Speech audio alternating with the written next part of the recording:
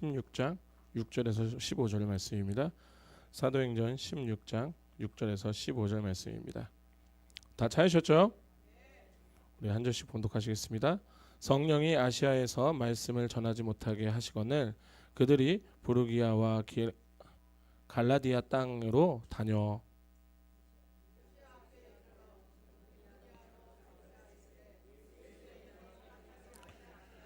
무시아를 지나 드로아로 내려갔는데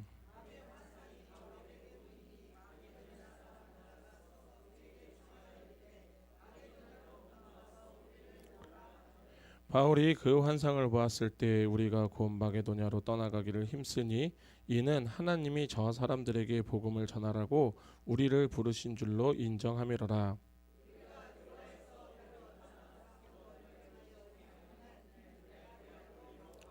거기서 빌립보에 이르니 이는 마게도냐 지방의 첫 성이요 또 로마의 식민지라.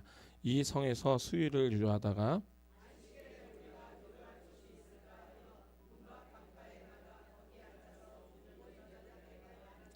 두아디라의 시에 있는 자색 옷감 장사로서 하나님을 섬기는 루디아라 하는 한 여자애가 말을 듣고 있을 때 주께서 그 마음을 열어 바울의 말을 따르게 하신지라. 그와 그 집이 다 세례를 받고 우리에게 청하여 이르되 만일 나를 주 믿는 자로 알거든 내 집에 들어와 유하라 하고 강권하여 머물게 하니라. 아멘. 자, 지금 이 시간 내 딸아 이제 그만 쉬자라는 제목으로서 우리 케냐 엘토토에서 이번 3월에는 저희 마마라고 해서는 우리 강동희 선교사님 오셨잖아요. 오늘도 같이 오셨어요. 근데 이번 주일은 파파라고 하는 우리말로 하면 아버지입니다. 아버지.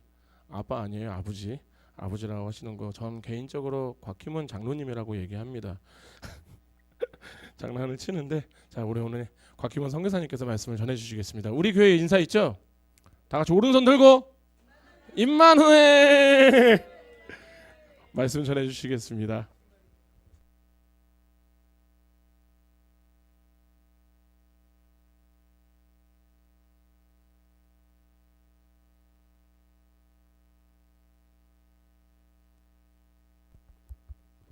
기도하시겠습니다. 하나님 감사합니다. 또 일주일 동안 하나님 것인지 세상 것인지 모르고 헷갈리며 살 정도로 또 주님과 멀어지기도 했었는데 그래서 이 자리에 오기가 너무 두렵고 자신도 없고 부끄럽고 그랬는데 주님의 인도하심으로 또 결국은 이 자리에 와서 주님 앞에 뻔뻔하게도 예배자라 주님 불러주시는 주님 믿고 뻔뻔하게 나와 있습니다. 이 믿음을 허락해 주시며 감사합니다. 지금 저희가 주님께 들려주는 모든 찬양이 되기를 원하고 또 주님께서 들려주시는 말씀을 듣는 것이 또한 주님께 경배와 찬양이 되기를 소망합니다. 이 자리에서 저희가 왜 이 땅에 주님께서 살게 하셨는지를 정확하게 기억하고 딱 그렇게 살아가는 저희가 될 수 있도록 축복해 주십시오. 감사합니다. 예수님 이름으로 기도드렸습니다. 아멘. 안녕하세요. 안녕하세요. 그러면 안 되는 거예요? 해도 되는 거죠.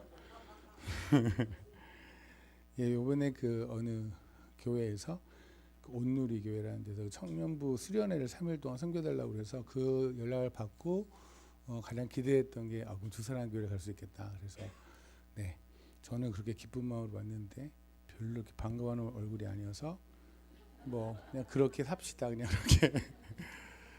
네, 오늘 그 오전에 이 말씀과 오후에 나오는 말씀이 연결되어질 거니까요. 그러니까 좀 잘 들어주시면 감사하겠고 오늘은 루디아에 관한 이야기를 나눌 거예요. 그래서 목소리 좀 작아서 괜찮아요? 그죠? 목소리가 이게 좀 최선을 다한 목소리인데도 이만큼입니다. 네네. 그 루디아 이야기 우리가 잘 알죠. 뭐 리디아라고 하는 루디아 이야기가 거기에 관한 어떤 이야기가 그냥 단순히 뭐 자색 옷감 장사를 하던 사업하던 여인이 하나님을 만났다. 그래서 빌립보 교회를 세우는데 큰 공헌을 하였다. 정도의 이야기인가? 아니면 그 안에는 조금 더 다른 얘기가 숨어져 있는가라는 걸 또 보게 될 거고요.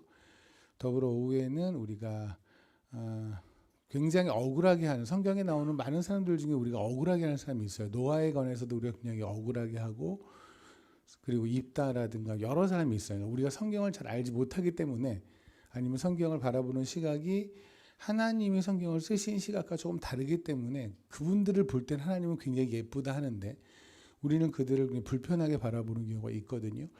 그 중에 한 사람이 사도행전에 나오는 유두거라는 사람입니다. 다 아실 거예요. 아마 예배하다가 잤는데 떨어져 죽었다. 그래서 예배하다 졸면은 그렇게 된다라고 해서 우리에게 큰 교훈을 근데 그거는 사실 그 교훈이 아닌데도 불구하고 우리는 그렇게 알고 있죠. 그래서 그 두 가지 이야기가 좀 연결되는 이야기여서 오늘 그 얘기를 나눌 거고요.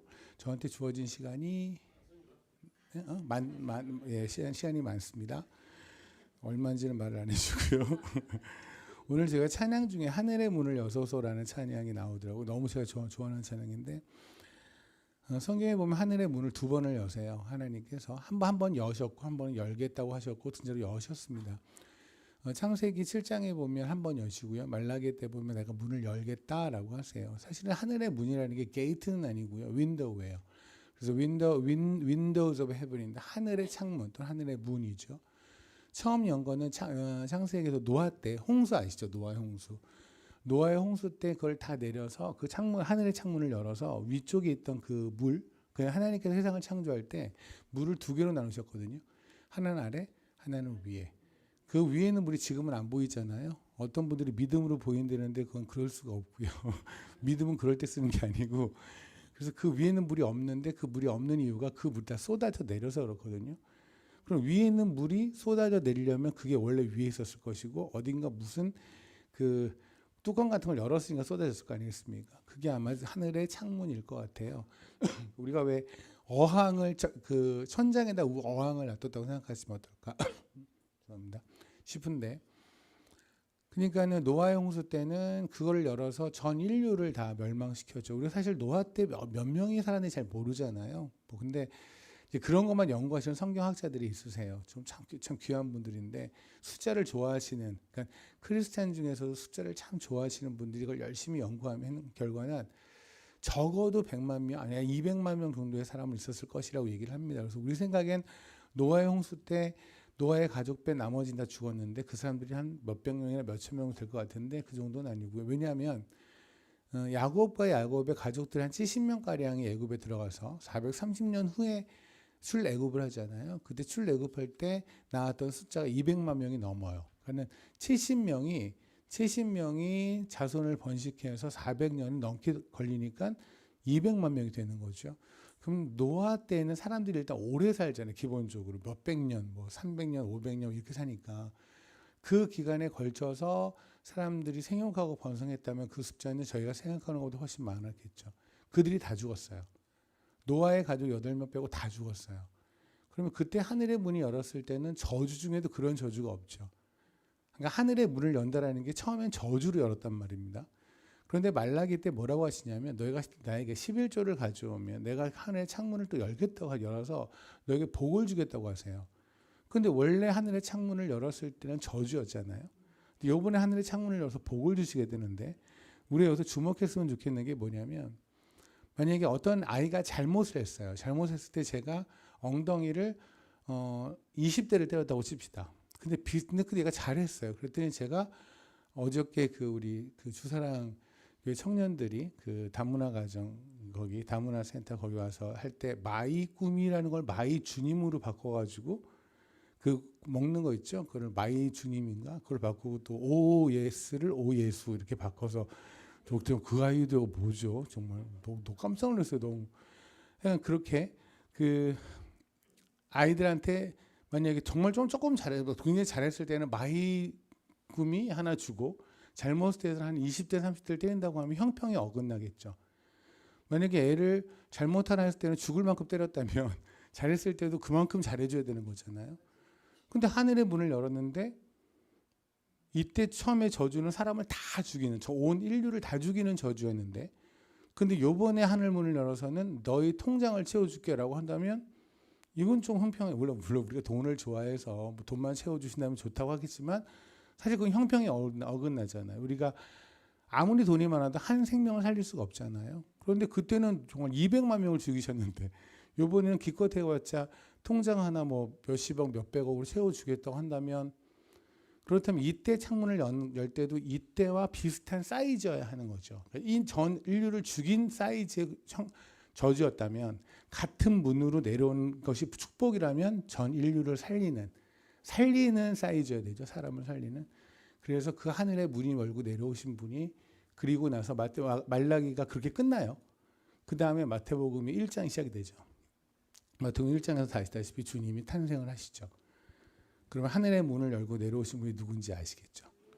하늘의 문을 그 11조는 그러니까 내가 11조를 내면은 내가 통장에 막 하나님이 뭘 채워주셔 이런 의미가 아니에요.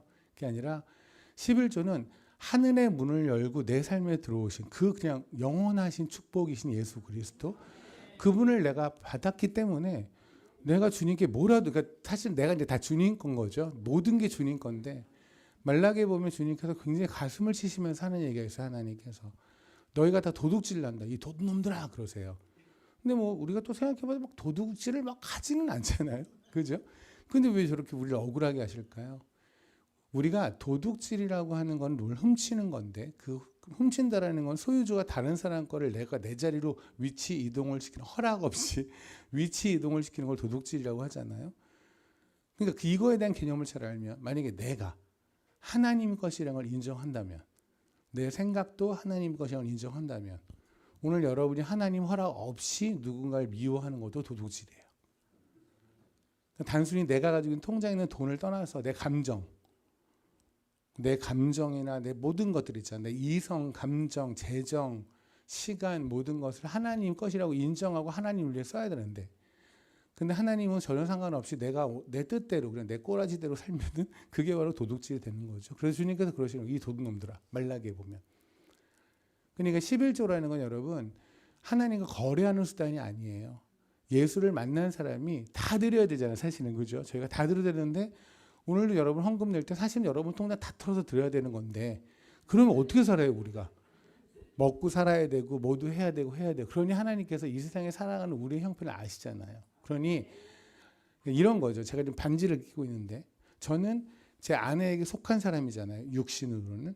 그런데 그럼 제가 아내한테 속았다고 그러면 머리부터 발끝까지 강동희 꺼 이렇게 써놔야 되는데 제가 만약에 어디를 돌아다니는데 강동희 꺼라고 하고 다닌다고 그러면 사람들이 볼 때 얘가 정신이 근데 우리는 반지 하나를 낀 거를 가지고 내가 누구에게 속해 있다는 증표라고 하잖아요. 근데 사실 이 반지가 커버하는 건 이 온 육체 중에서 요만큼밖에 안 되죠. 근데 요만큼이 가지고 있는 상징은 내가 누구에게 속해 있다라는 것처럼 우리가 가지고 있는 모든 것들 그러니까 돈만이 아니에요. 시간 모든 것들 중에 하나님께서 10분의 1을 이 몸 중에 요만큼을 커버하는 것처럼 네가 가진 것 중에 10분의 1을 나한테 갖고 오면 네가 나의 것이라고 세상에 공표하는 걸로 내가 쳐줄게. 그게 11조예요. 11조는 여러분 정말 오해하지 마실 것이 내가 이만큼을 냈으니까 하나님이 엄청 2배, 3배 더블로 막 쳐주시는데 아직까지 신호가 없는 것 같은데 언젠간 오겠지 이런 생각을 가지는 건 그건 예배가 아니죠.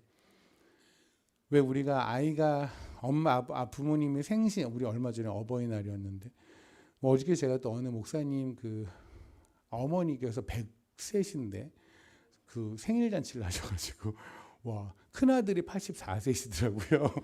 16세 아이를 낳으셔가지고 근데 거기를 가서 이렇게 축하하고 그랬어요. 근데 부모님에게 생신 잔치나 이런 데 가서 축하를 하는데 그때 시컨 축하하고 나서 엄마 나 이것도 사서 저것도 사서 한 다음에 엄마 그러니까 이제 기분 좋지.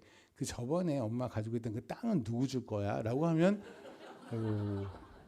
칭찬은 칭찬이어야 하는 거예요. 여기는 하나님을 예배하고 경배하는 우리가 예배한다, 경배한다, 찬양한다, praise거든요. praise라는 게 칭찬한다는 뜻이에요. 하나님 너무 잘하셨어요. 제 인생에 너무 잘하셨어요. 너무 잘만 하셨어요. 그 자리에 와서 잘했으나 한 다음에 갑자기 기분 좋으시니까 제가 이제 본론 들어갈게요. 라고 한 다음에 갑자기 기도로 내 본론을 얘기하고 있다면 하나님 기분이 별로 안 좋으시겠죠. 여기는 그냥 여러분이 하나님한테 갖고 있던 수많은 불평도 있잖아요. 그죠? 뭐 원하는 것도 있고 왜 나는 안 해주시지? 왜 나 이렇게 슬픈데 나 힘든데 내버려 두시지? 근데 이 자리에 오는 순간에 이 자리에 앉는 순간에 성령님이 여러분한테 뭐라고 하실 거냐면 넌 이미 다 받았어 라고 하실 거예요. 그러니까 어저께까지만 해도 안 받은 것 같았는데 갑자기 다 받은 거예요. 그걸 느껴지고 알아지는 거예요. 그래서 하나님께서 야, 이 집사야, 김 집사야, 너 할 말 있다며 나한테 해봐. 그랬더니 그냥 사랑합니다. 아니야, 너 그거 말고 할 말 있잖아. 없어요. 태초부터 없었어요. 이러면서 하나님에게 그냥 경배하고 예배하는 자리입니다. 그래서 이 자리에서 어떠한 거래도 하지 마시고요. 내가 이만큼 했으니 교회에 이런 봉사했으니 하나님 저한테 이렇게 해주세요라고 하는 그게 하나님을 굉장히 불편하게 합니다. 제가 그 찬양 아까 하늘의 문을 여서서라는 찬양을 보면서 혹시 우리 사랑하는 주사랑교회 성도님들은 하늘의 문을 열고 뭘 하나님이 주시기를 원할까?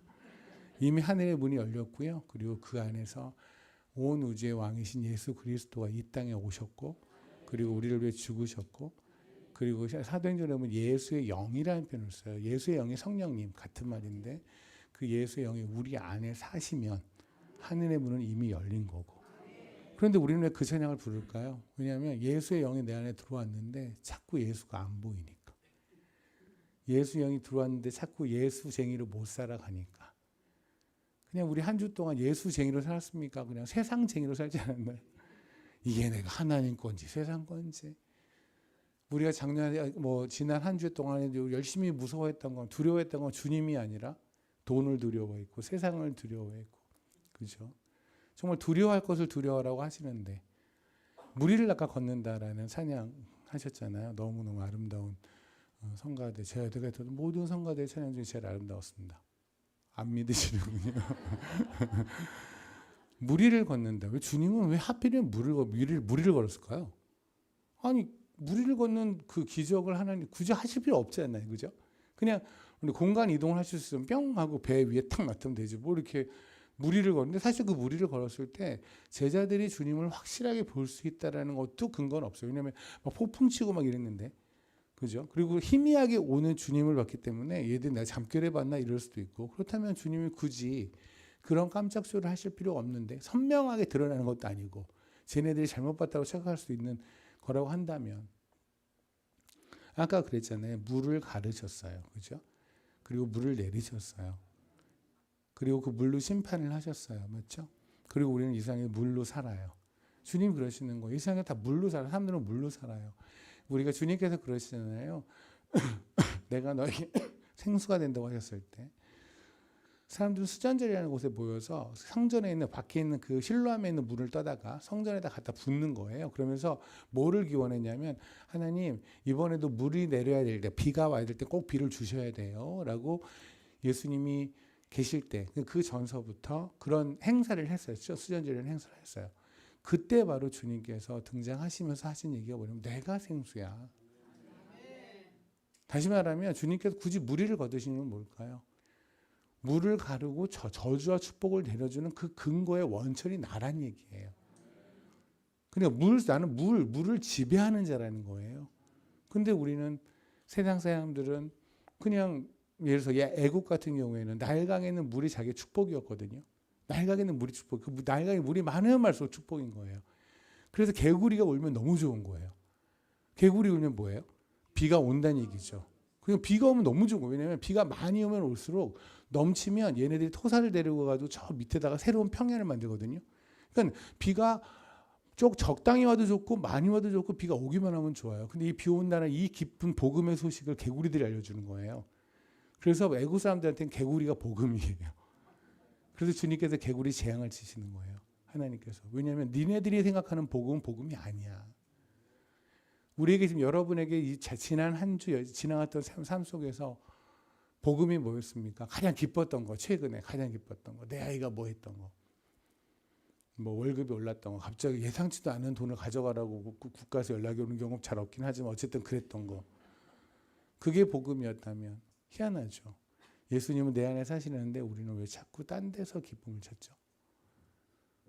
아무튼 그런 얘기를 계속 하다 보면 저희가 이제 오늘 본문을 못 나눌 수도 있으니까 본문을 일단 가겠습니다. 제가 그 강성 교사님이 앞에 아내가 마마가 앞에 있으면 지난번 이번에 오늘의 교회 수련회에서도 아가서를 이제 강의를 했는데 아가서를 하기 전에 찬양과 뭐 이런 그런 얘기를 한 3-40분을 하다 보니까 째려보더라고요. 그래서 아가서를 하세요. 그래서 할 거예요. 제가 안 하진 않아요. 오늘 사도행전 16장에서 나누기 전에 우리가 한번 좀 빨리 한번 봤으면 좋겠는 게 있는데 뭐냐면 우리가 바울의 이야기 참 많이 아세요, 그렇죠? 근데 바울의 이야기를 알기는 아는데 명확하게 잘 모르는 경우가 있어요. 특히 사도행전이 좀 그렇죠. 워낙 많은 이야기가 있다 보니까 이게 막 듣기는 많이 들었는데 어떻게 이렇게 참 연결이 싹 이렇게 매끄럽게 되지 않는 경우가 있잖아요. 그럼 드라마를 이렇게 약간 1회, 2회, 3회, 4 이렇게 보지 않고 1, 3, 4 그리고 2 뭐 이렇게 섞어서 본 느낌? 사도행전이 그죠? 그래서 뭐 그렇다고 제가 이거를 바울의 얘기를 다 여러분에게 이 짧은 시간에 할 수는 없지만 기본적으로 바울이 어떻게 사역을 시작하게 됐는지 정도는 우리가 알고요. 하나님께서 포인트는 이거예요. 그러니까 바울이 어떻게 사역을 시작했는지가 포인트가 아니라 하나님께서 바울을 불렀을 때에 하나님은 어떻게 드러내셨는가가 중요하죠. 그죠? 그러니까 하나님은 어떻게 바울을 드러내셨고 그 동일한 하나님 우리 삶에 어떻게 드러났는지를 먼저 본다면 아마 이 이후에 바울의 순종에 대해서 여러분 이해가 되시지 않을까 싶습니다. 사도행전 9장을 보면 9장에 보면 이제 사울이 원래 이게 바울이죠. 원래 바울이라고 그냥 부르겠습니다. 바울이 당시에는 모든 그리스도인들을 죽이기 위해서 죽이는 자로서 자기의 사명으로 생각했던 사람이에요. 그래서 정말 자기가 간증을 할 때 나는 그리스도인들을 옥에 가두기도 했고 죽이기까지 했다라고 성경에 본인이 직접 얘기하는 걸 보면 그게 한 명이든 두 명이든 간에 어쨌든 그리스도인들을 엄청 받게 했던 가장 앞에 있었던 사람이 바울이죠. 그래서 1절에 보면 바울이 주의 제자들에 대하여 여전히 위협과 살기가 등등하여 대제사장에 가서 다메섹 여러 회당에 가져갈 공문을 청하니 이게 무슨 말이냐면 엄밀히 말하면 체포, 뭐 영장 같은 거나 또는 살인 면허권 같은 걸 받은 거예요. 그래서 대제사장이 그런 걸 갖고 있으니까 그한테 가서 제가 지금 다메섹에 가는데 아마 제 첩보에 의하면 다메섹에 사람들이 예배하고 뭐 이런 게 있나 봐요. 그래서 예수쟁이가 모이는데 제가 가서 걔네들을 다 체포해서 물론 끝까지 반항하는 자는 주의까지 하면 제가 그들을 다 잡아 넣겠습니다. 그러니까 저한테 그런 체포 영장을 주십시오라고 해서 그걸 받아갔다는 얘기예요. 근데 여기서 기억할 거는 그러면 우리가 대제사장이라고 하는 것이 지금 현재의 대한민국의 어떤 시스템으로 내면 대법원장 정도 될까요? 그러면 저 같은 사람이 대법원장을 개인적으로 만나서 뭘 받고 할 정도가 안 되겠죠. 대법원장하고 1대1로 가서 뭔가를 문서와 서류를 받을 정도면 그 정도 사이즈의 사람인 거잖아요. 어쨌든 그 바닥에서는. 바울은 그랬던 사람이에요. 그냥 그 길거리 가던 사람이 아니라 길거리에서 뭐 하던 동네에서 뭐 하던 사람이 아니라 사이즈가 만약에 대한민국 검사라고 한다면 검사도 굉장히 높은 자리에 있는 검사 대제사장을 1대1로 아련할 수 있는 수준의 사람이었던 거예요. 그래서 스데반을 죽였을 때 사람들이 그들의 겉옷을 벗어서 바울의 발밑에 던지거든요. 그래서 성경에서 겉옷이라는 건 자기의 권위를 뜻해요. 그래서 예수님이 예루살렘에 입성할 때 사람들이 겉옷을 벗죠. 그게 뭐냐면 레드카페 깔아주고 흙길 안 걷게 드리게 그게 아니라 내 권위를 당신에게 드리겠습니다. 이제부터는 제가 당신을 따르겠습니다라는 의미겠죠. 그래서 엘리야가 엘리사 만날 때도 겉옷을 던져 주거든요. 내 권위를 너한테 이양할게. 넌 이제부터 내가 했던 선지자의 사명을 네가 갖는 거야라는 게 겉옷이에요. 그러니까 사람들은 바울이 나이가 30 정도밖에 안 된 젊은 사람이었지만 그가 그런 권위가 있다라는 거를 공식적으로 그죠? 있다는 걸 사람들이 인정했다는 거예요. 그랬던 바울이 갑자기 주님을 만났다는 사건을 알잖아요. 그래서 사울아 네가 나를 왜 박해하니? 라고 하면 뒤집어져 버리죠. 그런 다음에 여러분이 바울의 이제 삶을 알면 완전 극과 극 아닙니까? 세상 거 다 누리다가 성공 끝에 있다가 그죠? 모든 걸 누리다가 이제는 맨날 맞고 바울의 간증에 따르면 맨날 맞고 죽기까지 하고 죽기를 몇 번을 하고 또 성령에 나왔을 때 돌을 맞아서 사람들이 얘는 죽었다고 믿어서 밖에다 버릴 정도로 그리고 결국 마지막에 목이 잘려 죽죠. 물론 성경에 등장하지는 않지만 우리가 성경의 역사의 구전에 따르면 바울은 목이 잘려 죽었다고 얘기를 합니다. 베드로가 십자가에 거꾸로 죽은 날 같은 날 목이 잘려 죽었다고 해요. 너무 극과 극의 반대삼 아니에요. 그죠? 그러니까 소위 세상적으로 보면 인생을 그렇게 누리다가 인생을 즐기다가 반대로 갔다. 왜 그랬을까요? 바울은 기본적으로 하나님을 사랑했습니다. 물론 잘못된 하나님이에요. 성경에서 말하는 하나님이 아니라 지네들이 원하는 하나님. 유대인들이 말하는 하나님이죠. 근데 바울은 이런 생각을 했을 거예요.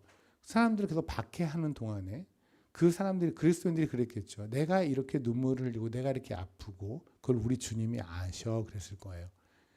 여러분 우리도 믿잖아요. 내가 이렇게 힘들고 내가 이렇게 눈물 흘리는 것을 주님이 아신다. 그러니 우리가 기도할 때 소리치면서도 기도하지만 때로는 그냥 가만히 앉아서 속으로 기도해도 왜 그러냐면 주님이 아시니까. 우리 믿잖아요. 그죠? 그 얘기를 분명히 바울이 박해를 할 때, 바울이 박해자일 때 그 박해를 받는 그리스도인들이 그렇게 말을 했을 거란 말입니다. 그죠? 그때 바울은 도저히 납득이 안 되는 거예요. 왜냐하면 그러니까 크리스찬들이 말하는 주님을 무슬림들, 이슬람교에서 절대 예수 그리스도를 받지 못하는 게 뭐냐면 어떻게 하나님이 인간의 육신을 가지고 인간한테 와서 인간한테 죽을 수 있냐는 거예요. 맞죠? 하다못해 어벤져스 영화만 봐도 슈퍼맨 같은 이런 애들이 요만한 사람들한테 죽지 않거든요. 항상 이기잖아요, 그들은. 그죠? 근데 하나님인데 인간한테 창조주가 피조물한테 죽었다고? 그냥 말이 안 된다는 얘기예요. 그게 상식, 세상의 상식으로는 그거예요. 그렇죠? 근데 우리의 상식으로는 뭐냐면 우리는 믿음을 상식으로 가지는 거니까 하나님 주신 믿음으로 이렇게 믿어지니 참 우리는 이상한 사람들인 거죠. 그들이 보기에는. 그러니까 바울이 보기에는 바울이 알고 있던 유대교의 하나님은 바로 그런 하나님이에요. 그냥 저 위에 계셔서 타워 팰리스에 있으니까 저쪽에 있는 어느 달동네는 가지 않는 존재였던 거죠. 근데 갑자기 와가지고 하나님이 내 마음을 아셔, 하나님이 내 안에 사셔. 이게 무슨 말 같지도 않은 소리야. 라고 박해를 했을 거예요. 근데 갑자기 하늘에서 음성이 들리는 거예요. 그때 바울이 했던 얘기였어요. Who are you, Lord? 그래요. Who are you, Lord라는 게 당신 누구십니까가 아니라 주님, 당신 누구십니까? 이상하잖아요. 주님이란 말을 붙였으면, 그러니까 Who are you? 그럼 누구세요? 라고 한 다음에 뒤에 누군지 알아야 돼. 예를 들면 이런 겁니다. 누가 제 방문을 똑똑했는데 제가 마마 누구야? 이거 이상하죠. 제가 마마인 걸 알면 그냥 들어와 라고 하면 돼요. 근데 누구야 마마는 되게 이상하잖아요. 누구야 주님? 누구세요 주님? 이게 바울이 했던 얘기예요. 왜냐하면 누구세요 주님은 뭐냐면 하늘에서 내리는 음성을 봤을 때 이건 하나님이 맞아요. 근데 이 하나님이 내가 알고 있는 하나님이 아닌 거예요. 왠지 아세요? 그때 주님이 하셨던 게 뭐냐면 사울아 사울아 네가 나를 왜 박해하냐거든요. 이게 왜 중요하냐면 바울은 한 번도 주님을 박해본 적이 없어요. 바울이 활동했을 때 주님이 돌아가신 이후예요. 그러니까 주님을 만나본 적도 없는 게 바울이에요. 그럼 어떻게 만나보지도 않는데 바울이 주님을 박해할 수는 없잖아요. 그게 박해했대요. 그러니까 그분이 나의 이름을 아는 것도 놀랍지만 더 놀라운 건 뭐냐면 나는 박해하지 않았는데 박해했다라고 억울하게 하는 거예요. 근데 이게 억울하지 않은 거예요. 뭐냐면 나는 분명히 그리스도가 아니라 그리스도인을 박해했죠. 근데 주님이 그리스도께서 뭐냐면 네가 왜 나를 박해하니라는 거는 그 그리스도인들이 했던 간증이 맞는 거예요. 그들이 그랬잖아요. 내 아픔을 주님이 아셔. 주님이 그러신 거예요. 네가 했던 모든 박해받았던 그리스도인들의 아픔을 내가 알아. 내가 같이 아팠어. 그때 바울이 뒤집어진 거예요. 뭐냐면 저들이 말한 주님이 맞구나.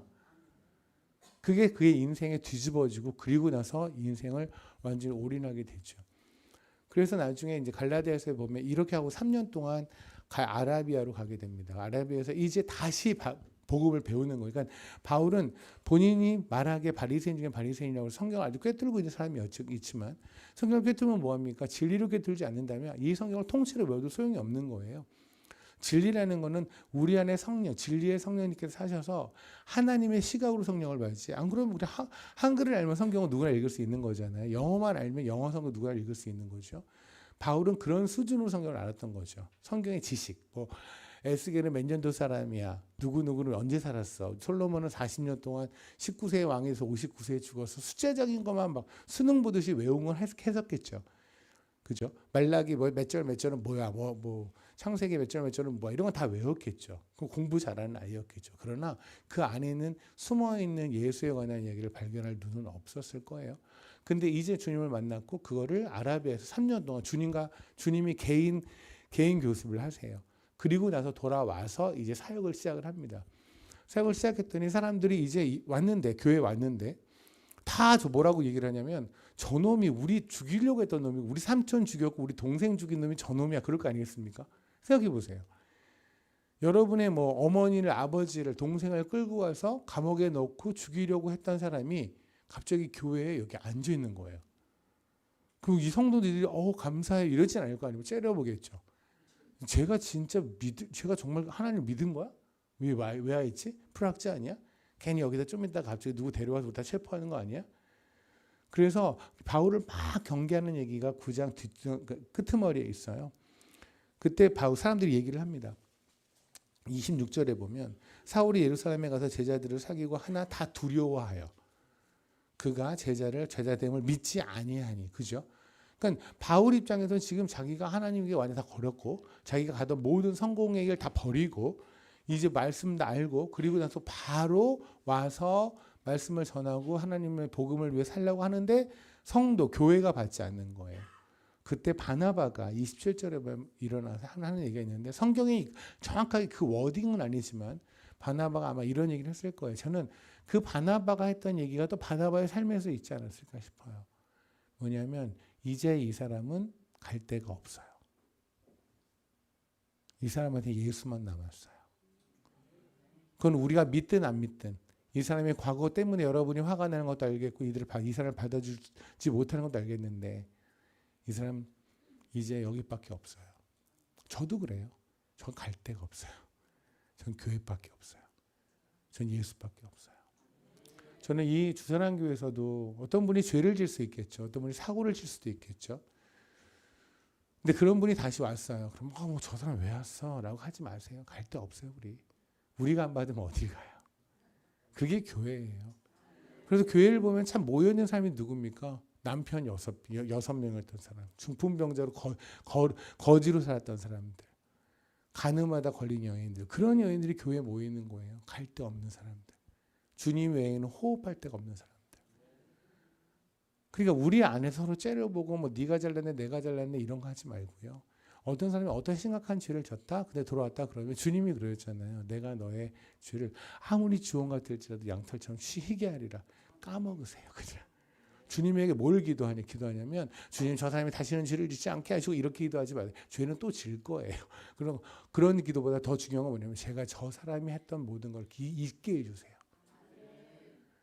주님 생각해보세요. 하나님은 망각 호르몬이 있을까요? 없어요. 그렇죠. 하나님은 모든 걸 기억하세요. 맞죠? 그러니까 우리 왜 자매님들이 첫째 아이를 낳고 우리가 이제 그 마마 같은 경우에 머리가 되게 좋은 사람이거든요. 공부를 정말 잘하는 사람이에요. 그래서 저 마마 같은 경우에는 머리가 좋다 보니까 첫 아이를 낳고 산통 이걸 기억해서 끝까지 해서 둘째 안 낳았어요. 근데 보통은 자매님들이 아기를 첫째 낳고 나서 다음 날부터 둘째를 곧 낳아야지 이런 분은 없죠. 내가 다시는 안 낳으리라 그런데 갑자기 어느 날 봤더니 4명이나 있네요. 그래서 사람들은 그래요. 가끔 남자들이 그래요. 괜찮아. 그러잖아요. 야, 우리 아내가 다시 내게 안 낳겠대. 나는 한 3명 낳고 싶은데 첫째 낳고 절대 안 낳겠대. 그럴 때 꼭 경험이 있는 그런 친구들이 얘기를 해요. 곧 까먹어. 근데 여러분 그 상고를 까먹었으니까 또 낳는 거죠. 그게 하나님 주신 망각 호르몬이에요. 근데 하나님 망각 호르몬이 없는데 어떻게 우리 죄를 기억하지 않아요? 왜냐하면 하나님은 최선을 다해 잊으세요. 왜냐하면 하늘나라에서 우리 죄를 기억하시면 우리랑 못 살아요. 영원히 우리랑 살아야 되는데 우리가 저지른 모든 죄를 기억하면 어떻게 우리랑 살아요? 그래서 하나님은 최선을 다해서 그 전지전능한 힘을 다 동원해서 우리의 죄를 잊으세요. 우리도 그렇게 살아도록 한번 노력해 봅시다. 그때 바나바가 얘기를 합니다. 교회 성도에게. 이 사람 알아요. 이 사람이 잡아간 사람이 나의 삼촌도 얘가 잡아갔어요. 이 사람이 어떤 사람인가 알고 당신들 이 사람 미워하는 거 아는데 근데 이제 갈 데가 없잖아요. 당신들도 나도 우리 갈 데 없잖아요. 여기서 삽시다. 같이 부둥켜 안고 삽시다. 그래서 바울이 교회로 들어옵니다. 그리고 나서 바울이 이제 그 다음에 베드로의 이야기가 나오고 이렇게 하다가 바울이 다시 한번 딱 등장하는 게 사도행전 13장이에요. 그래서 9장에 등장하고 중간에 싹 사라졌다가 13장에 등장을 하는데 그 13장에 보면은 대표적인 게 뭐냐면 이제 바나바와 바울이 같이 선교 여행을 떠나요. 근데 여러분이 기억하실 게 뭐냐면 기억해 줬으면 좋겠는 건 뭐냐면 보통은 이 부분을 참 이렇게 주목하지 않는데 14절에 보면 13장 4절에 두 사람의 성령의 보내심을 받아 실루기아에 내려가 거기서 배 타고 구브로로 갔다라고 돼 있잖아요. 이 구브로가 바울이 그러니까 그 선교 여행을 한다면 첫 번째 선교지인 거예요. 왜 구브로일까?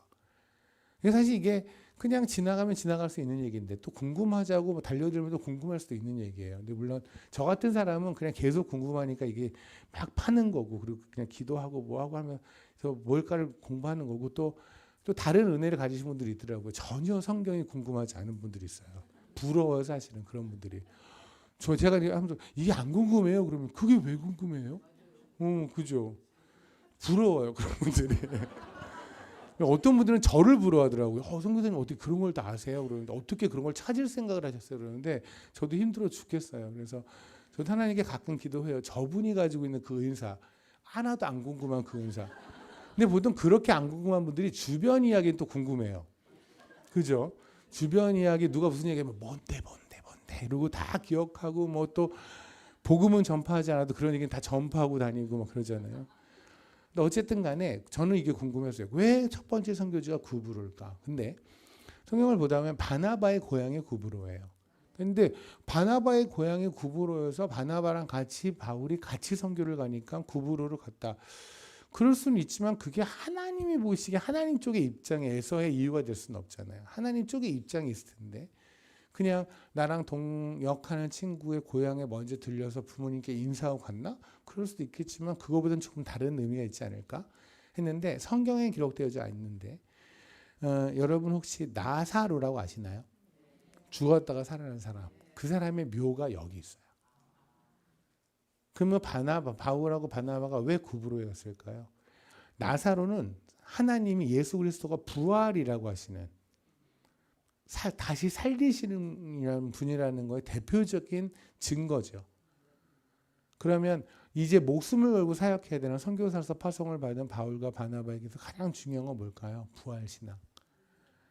그러면 구브로에서 그 나사로의 무덤을 보면서 그치 하나님은 살리시는 분이지. 내가 죽는다고 죽는 게 아니지. 나는 하나님이 다시 살리실 거야. 목숨 걸고 끝까지 가보자. 예수 그리스도 그분이 부활이요. 생명이라는 것은 거짓이 아니라는 걸 확인했겠죠. 그래서 아마 구브로로 보냈을 것 같아요. 그래서 바울의 삶을 보면은 이 선교를 관통하면서 선교의 삶을 관통하면서 바울이 보여준 건 뭐냐면 너무 죽음을 두려워하지 않는 듯한 인상이 있죠. 죽음을 안 두려워하는 사람은 없어요. 뭐 저나 뭐 마마도 목숨 걸고 다니는 곳이 있지만 갈 때마다 쫄아요. 하지만 그때마다 저희가 하는 건 뭐냐면 뭐 그거죠. 그래. 나는 지금 죽어도 살아. 우리가 믿는 바가 그거잖아요. 결국은 그거잖아요. 그죠? 나는 반드시 하늘에서 주님 품 안에서 눈을 뜰 거야 라고 믿음을 가지고 다시 한번 일어나는 것처럼 아마 바울이 이때 이 첫 번째 선교지가 구브로를 하나님이 보내신 건 정말 말 그대로 우리가 신의 한 수라고 그러죠. 하나님의 한 수 같아요. 여러분도 마찬가지 같아요. 여러분이 매일매일 선교지로 간다고 생각 한번 해봅시다. 여러분의 직장으로 또는 어디로 두렵지 않아요? 특히 여러분이 어떤 상황이 어려울 때 있잖아요. 그럴 때 보면 부활을 생각하잖아요. 부활을 생각하면 뭐냐면 첫 번째는 다시 산다의 포인트 그것도 있겠지만 부활이 있다면 영원한 것과 순간의 차이를 우리가 구분할 수 있죠. 비교할 수 있잖아요. 부활을 하면 영원이란 말입니다. 그럼 제가 지금 뭐 쉬운 7인가 6인가 뭐 그렇다는데 그러면 앞으로 제가 몇 년 살지 모르고 20년 산다고 칩시다. 그럼 20년 동안 산 거랑 나중에 그래서 영원을 사는 거예요. 그럼 영원을 산다에 비하면 20년은 그냥 순간도 아니잖아요. 뭐 불교 용어를 써서 그렇지만 찰나의 순간이 그냥 잠깐의 순간이잖아요.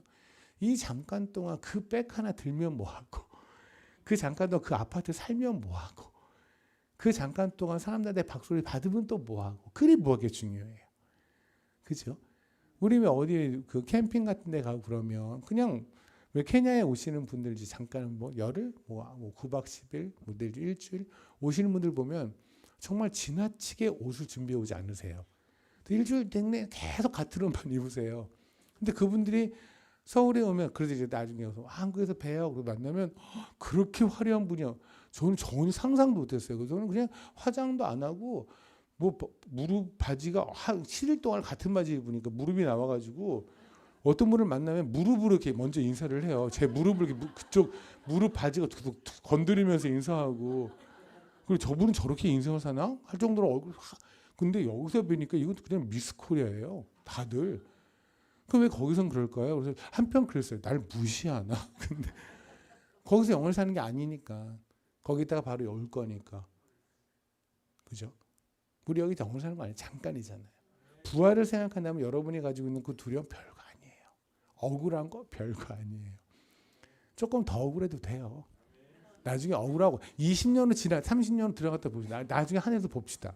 지금 이 억울한 거 저 예전에 제가 제 인생에 가장 억울하고 제 인생에서 생각했을 때 그러니까 모든 순간 다 포함해서 가장 가슴을 치며 울었던 데가 언제냐면 초등학교 2학년 때 학교 마치고 돌아왔더니 그 작은 외삼촌이 종합 선물 세트라고 아세요 혹시? 새우깡 있고 감자깡 있고 모든 깡이 다 들어있는 그거를 형들이 다 먹어버린 거예요.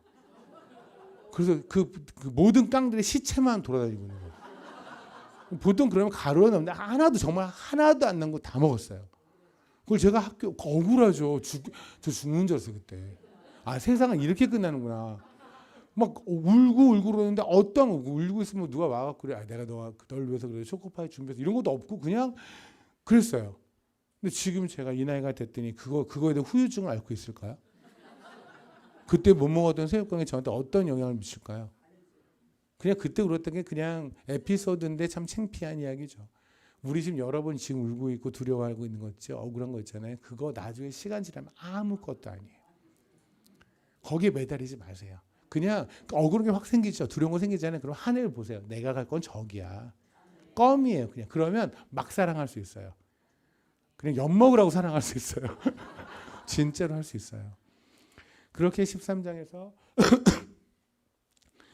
이제 바울은 선교사로서 본격적인 활동을 시작을 합니다. 14장을 보면 이제 우리가 갈라디아서라고 하죠. 거기에 보면 바울과 바나바가 이고디온에서 전도하다. 이게 바로 이제 갈라디아 사역을 시작했다는 얘기예요.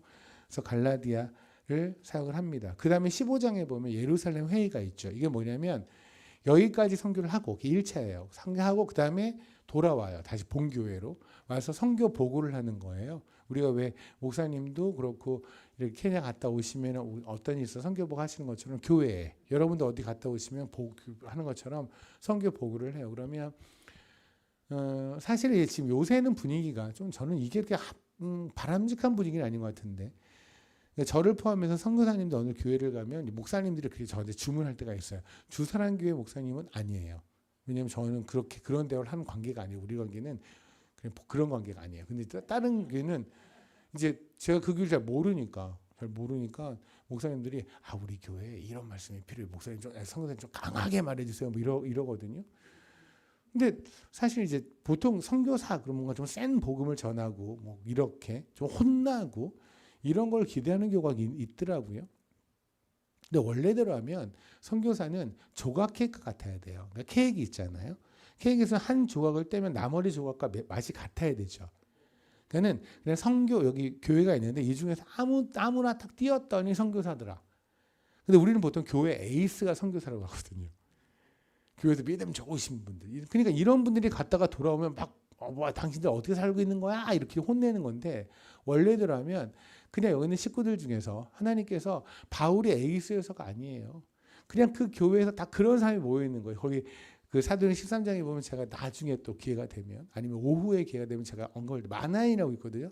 헤롯의 젖동생 마나인은 헤롯 왕이 있잖아요. 헤롯 왕의 친구예요. 세상을 다 누렸던 그건 궁궐에서 끝에 앉았던 사람 거의 그 사람이 내려놓고 지금 안디옥 교회의 집사로 있는 거예요. 그 주일학교 교사로. 희한한 일이죠.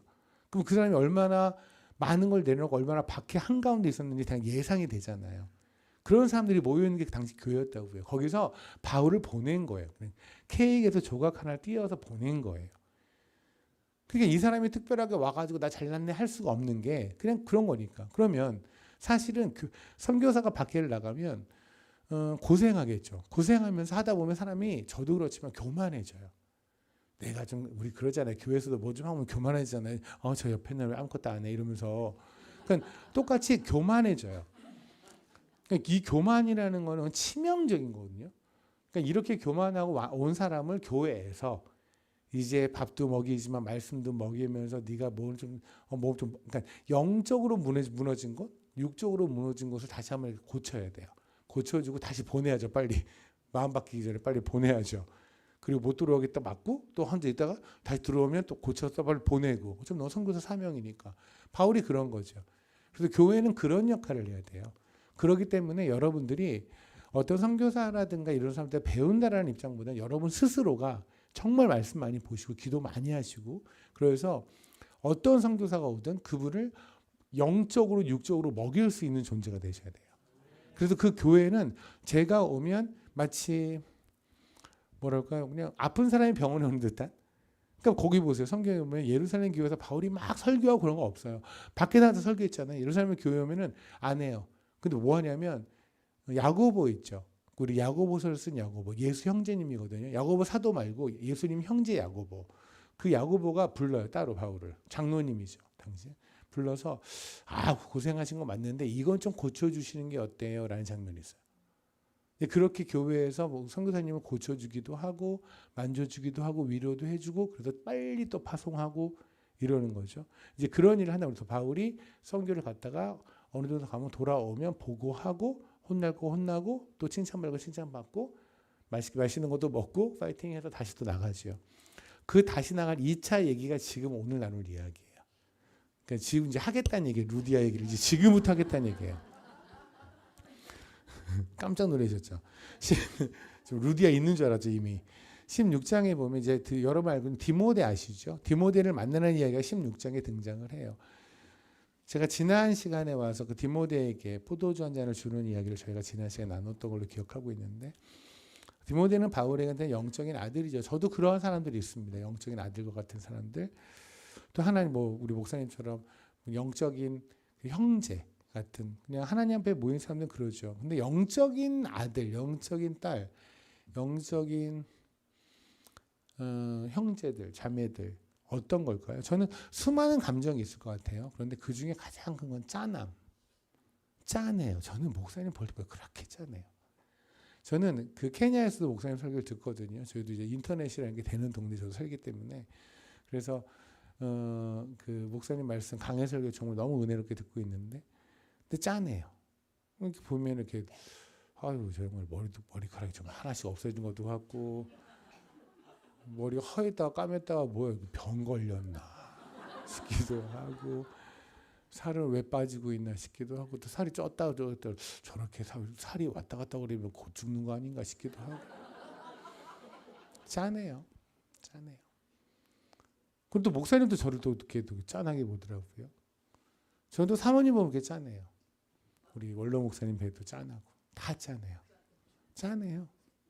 제가 또 그리고 여러분도 또 알잖아요. 또 웬만하면 또 알잖아요. 제가 여러분의 개인사를 전혀 묻지 않습니다. 목사님 제 개인사를 전혀 얘기하지 않아요. 근데 그냥 짠해요. 이 땅에서 그리스도인이 살아가는 건 다 짠해요. 이 육체를 입고 주님을 사랑하는데 세상도 좋은 걸 또 어쩝니까? 주님만 두려워해야 되는데 돈도 두려운 것도 어떻게 합니까? 억울하면 안 되는데 억울한 건 또 어떻게 해요? 짠해요. 그래서 서로 짠하게 봅시다. 영적으로 만나고 우리 주님의 성령 안에서 한 가족된 사람 좀 짠하게 봅시다. 그러잖아. 저 옆에는 계속 모르게 이상한 얘기만 하고 다니고 이상한 것만 하고 짠하게 보세요. 오죽하면 그러겠어요. 오죽 심심하면. 그냥 짠해요. 짠하게 보면 다 짠해요. 저는 그냥 목사님이 짠해요. 목사님이 뭐 불쌍하다고는 좀 다른 얘기 같아요. 짠하다는 그 한국 사람이 그 짠하다는 의미 아시죠? 뉘앙스. 불쌍한 건 아닌데 그래도 못 먹고 사는 것도 아닌데 그냥 짠한 거. 막 내 앞에서 되게 잘 먹고 되게 괜찮은데 그냥 보고 있는데 눈물이 팍 나는 거. 그런 짠함이 있어요. 네, 서로 짠하게 봅시다. 이제 그 디모데를 만났습니다. 그리고 나서 이제 6절입니다. 사도행 6절에 보면 바울이 환상을 보다. 사실 여기서 환상을 보는 거는 여러분이 밑줄을 그릴 얘기는 아니에요. 우리는 보통 여기서 바울이 환상을 봤으니까 나도 환상 봐야지. 여기다가 어떤 밑줄을 보는데 그 환상에 관한 이야기는 뭐 여러분이 보실 수 있다면 그건 보시는 거에 대해서 제가 뭐라고 하지 않습니다. 다만 베드로가 한 얘기가 유명한 얘기가 있어요. 베드로 후서에 보면 뭐라고 하냐면 나는 환상보다 더 확실한 게 있는데 그게 말씀이라고 얘기를 해요. 근데 그 얘기를 왜 하는 줄 아세요? 베드로 후서 1장을 보면 베드로는 예수님께서 변화산에서 그러니까 이 땅에 사시는 동안에 갑자기 베드로와 야고보와 요한을 데리고 세 명을 데리고 항상 주님은 그 세 명을 데려갔는데 데리고 가서 변화산이라고 하는 트랜스피귤레이션의 몸이 이제 그냥 이 원래 인간의 육신을 입으셨는데 하나님의 그 아우라 있잖아요. 하나님의 그 영광의 빛이 나는 모습으로 확 변해서 한쪽엔 엘리야, 한쪽에 모세를 세우고 중간에 서 계신 거예요. 그러니까 이거는 누가 아무리 그 예수님이 누군지를 몰라도 저분은 그냥 하나님이야를 볼 수밖에 없는 모습으로 변하셨어요. 그래서 변화산이라고 얘기를 하거든요. 그 산 이름을. 그 자리에서 베드로는 눈으로 봤어요. 그런데도 베드로가 뭐냐면 내가 이 얘기를 안 했다고 얘기를 해요. 왜냐하면 그렇게 되면 사람들은 눈으로 본 거를 믿으니까. 그럼 주님은 지금 안 계시잖아요. 베드로 후서를 쓸 때는 주님은 이미 돌아가셨잖아요. 하늘에 올라가셨잖아요. 부활 승천하셨잖아요. 그러니까 사람들은 내가 본 예수를 얘기를 하면, 내가 본 예수님의 그 변화의 모습을 얘기를 하면 사람들은 나는 못 봤으니까 못 믿는 거잖아요. 그래서 히브리서에 보면 그러잖아요. 하나님을 믿는 것은 눈에 보이는 것이 아니라 보이지 않는 분을 믿음으로 믿는 거죠. 그래서 믿음으로 믿을 때 제일 중요한 거는 말씀이에요. 그래서 말씀으로 나오는 이 얘기가, 그래서 바울이 환상을 보는 것처럼 여러분이 그런 걸 보실 수 있는 것도 저는 인정합니다. 다만 거기보다 더 중요한 건 말씀이라는 거예요. 그래서 어쨌든 바울이 환상을 본 이야기에서 제일 중요한 건 환상을 봤다가 그 내용을 잠깐 보면 뭐냐면 6절 성령이 아시아에서 말씀을 전하지 못하게 하시거늘 그들이 부르기아와 갈라디아 땅으로 다녀가 무시아 앞에서 이르러 비두니아에 가고자 애쓰되 예수의 영이 허락하지 아니하는지라 무시아를 지나 드로아에 내려갔는데, 이게 지금 모르는 동네가 계속 나오죠, 그죠? 근데 이 얘기를 그냥 간단하게 하면 이렇습니다. 바울이 처음에 이제 안디옥 교회가 여기 밑에 있어요. 이스라엘 여기 있어요. 바울이 선교여행 갈 때 이렇게 가거든요. 지금 여러분이 보시는 방향에서 지도로 본다면 이렇게 가요. 그래서 이렇게 가고 첫 번째 대가 여기가 갈라디아예요. 아까 했던 우리가 그 봤던 구브로라는 데는 바울 선교를 시작하자마자 있던 여기 섬, 여기가 구브로였고 그 다음에 이렇게 해서 갈라디아예요. 여기까지 갔다가 돌아왔죠. 선교 뭐 했죠? 그리고 다시 가는 거예요. 그래서 항상 선교는 내가 갔던 길을 또 가요. 갔던 길을 또 가면서 한 발 더 갈 수도 있고 안 갈 수도 있고 갔습니다. 그 다음에 갈라디아에서 완전히 쌌으니까 이제는 여기서 일로 가거나 되겠죠. 그죠? 그래서 지금 바울은 보통 여기는 이렇게 갔으니까 이렇게 가면 돼. 이게 비두기예요. 그래서 여기로 가야겠다라고 생각하니까 여기 다음은 그 다음이니까. 그러니까 예를 들면 저는 안양 여기 안산 이쪽 지도를 모르지만 뭐 만약에 안산 A동이 있다. 그럼 그 다음 B동이니까 A 그다음에 B로 가겠죠. 이런 것처럼 여기 들어가는데 갑자기 하나님이 가지 못하겠다는 거예요. 그러면 위로 가지 못하는 거니까 이렇게 이게 이제 우리가 보통 뭐 마이너 아시아라고 하는 아시아 만드는 거는 아시아라고 하는 거예요. 여기 아시아가 아니라 저쪽 아시아, 터키 쪽. 그러니까 일로 가라는 겁니다. 그래서 밑으로 또 내려가려고 하니까 또 거기도 못 가게 하는 거예요. 그러니까 뭐라고 하시는 거지? 그러니까 여기까지 왔으면 다음이 어쨌든 이렇게 가든 전진을 해야 될 텐데 위로 가든 아래로 가든. 근데 주님이 여기도 못 가고 여기도 못 가겠다는 거예요. 이때 이제 바울이 우리가 참 정말 배워야 되는 게 바로 뭐냐면 이거예요. 9절에 무시아를 지나 드로아에 내려갔는데, 이게 무슨 말이에요? 드로아가 항구거든요. 그러니까 바울은 하나님께서 지금 어디로 가라고 할지 모르는 거예요. 그러니까 나는 내가 지금 가고 싶은 거는 여기 관성에 의하면, 관성이라고 내 여태까지 살아온 방법이죠. 그러니까는 고등학교를 마치면 대학교를 가고 대학교를 마치면 대학을 가고, 이게 이제 우리가 알고 있는 게 루틴이잖아요. 이 루틴을 하나님께서 막아버리신다면 이 다음에는 내가 원하는 뭐가 아니라 하나님이 그냥 하나님한테 모든 걸 주관식으로 드리는 거예요. 우리는 못 하나님께 객관식으로 드리거든요. 하나님 제가 이거 하고 싶은데 뭐 할까요? 근데 하나님은 주관식으로 쓰셔야 돼요. 우리가 드리는 객관식 5개 중에 4개 중에 선택을 해야 되는 의무는 하나님 쪽에 없어요. 그러니까 하나님께 주관식으로 빈칸을 괄호를 드리고 쓰십시오라고 해야 되는데 우리는 보통 내가 원하는 걸 나열한 다음에 그 중에 뭐 할까요? 라고 얘기를 하거든요. 그러니까 애들도 그렇게 말하면 짜증나잖아요. 엄마 나 이거 먹고 싶은데 뭐 먹어야 돼? 그러면 안 되죠. 근데 말하는 게 전부 다 지 건강에 안 좋은 건데. 그죠? 초콜릿 A, B, C, 가난 초콜릿, 나다 초콜릿, 다가 초콜릿, 이거 어떤 거 먹을까? 그럼 너 홍밥 먹어야 돼. 그럼 뭐야? 이러잖아요.